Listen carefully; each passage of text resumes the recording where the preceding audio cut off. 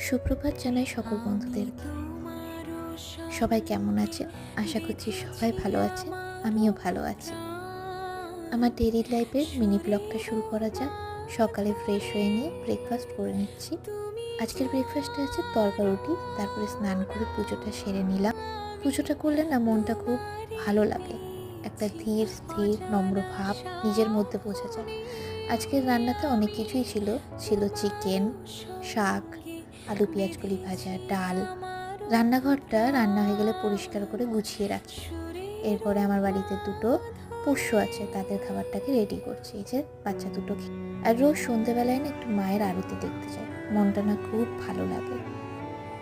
মাকে বলি, মনে যত পাপ, যত দুশ্চিন্তা আছে সব কেড়ে নাও।